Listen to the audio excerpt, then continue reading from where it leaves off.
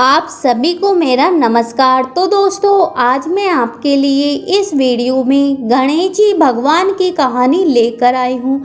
तो प्रेम से बोलिए गणेश जी भगवान की जय हो। दोस्तों, एक समय की बात है। एक गांव में एक ब्राह्मणी अपने बेटे बहू के साथ रहती थी।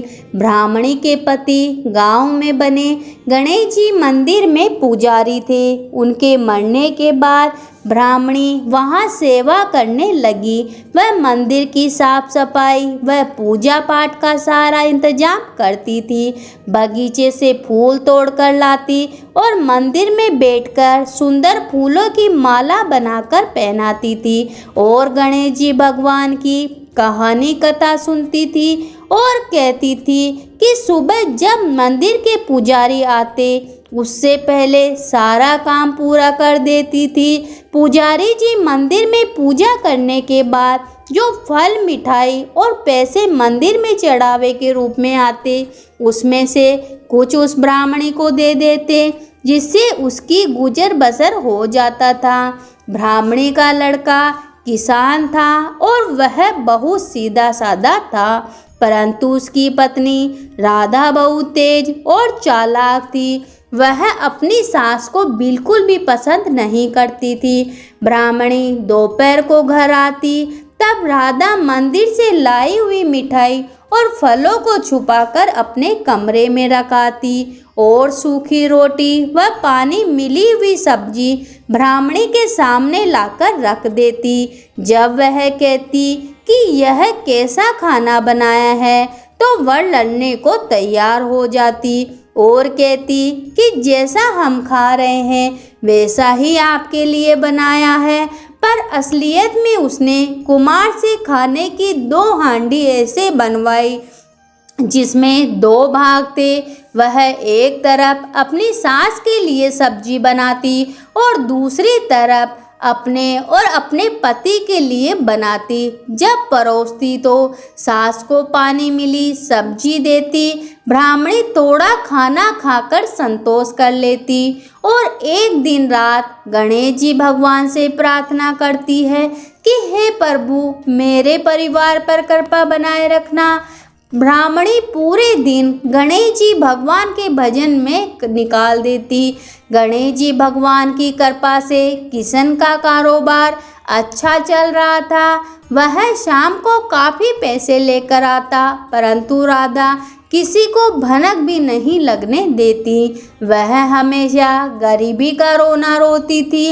इसी कारण उसकी सास परेशान होकर गणेश जी भगवान से प्रार्थना करती। ऐसे समय बीत रहा था। एक दिन उसके घर के द्वार पर एक बूढ़े ब्राह्मण आए और भिक्षा मांगने लगे। राधा ने उसे कहा कि वह अपने खाने के लिए नहीं है, तुम्हें जहाँ से आए हो वहीं पर लौट जाओ।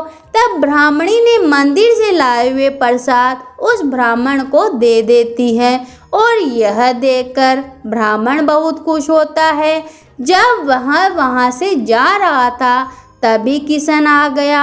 उसने ब्राह्मण का आदर सत्कार किया और उनसे आग्रह किया कि आप हमारे यहाँ भोजन करें। ब्राह्मण ने मना कर दिया, पर वह तो नहीं माना। जिद करने पर वह भोजन करने को तैयार हो गए, पर उन्होंने कहा मैं भोजन तभी करूँगा जब तुम दोनों भी मेरे साथ भोजन करोगे। किशन ने खुश होकर कहा, ये तो महाराज आपकी कृपा है जो आप हमारे साथ भोजन करना चाहते हो। उसने राधा को भोजन लाने के लिए कहा। राधा को बहुत बुरा लग रहा था, पर वह कुछ नहीं कर पा रही थी। भोजन परोसा गया।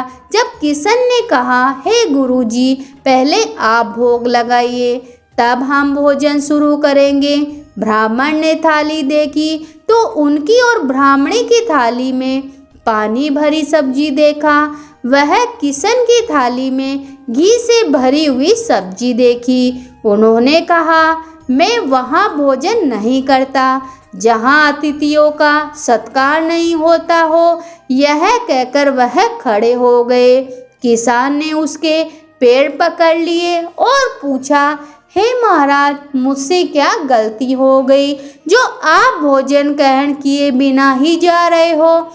बूढ़े ब्राह्मण ने कहा, गणेश जी, भगवान का तुम पर विशेष कृपा है, पर तुम खुद घी से बनी हुई सब्जी खा रहे हो और जो रोज अपनी माँ को पानी मिली सब्जी देता हो, जिससे वह आधा पेट खाना खाकर रह जाती है।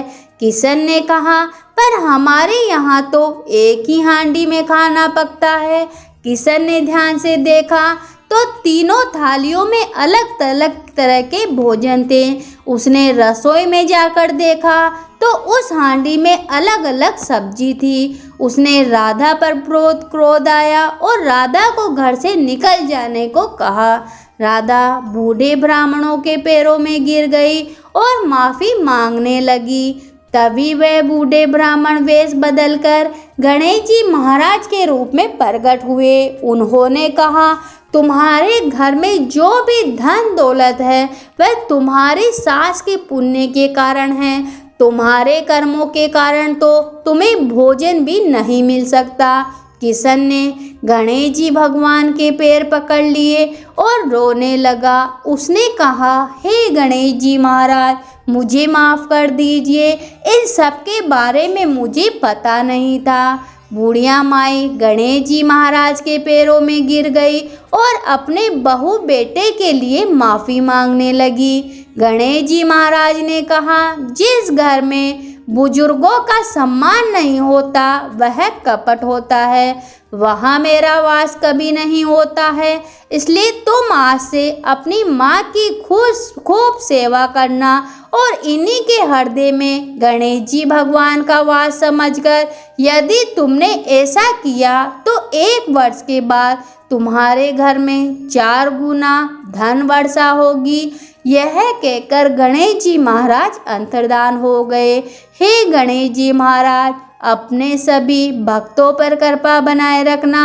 कहानी सुनने वाले, हुकारा बनने वाले सभी की मनोकामना पूरी करना। सभी पे अपना आशीर्वाद बनाए रखना। तो प्रेम से बोलिए, गणेश जी भगवान की जय हो।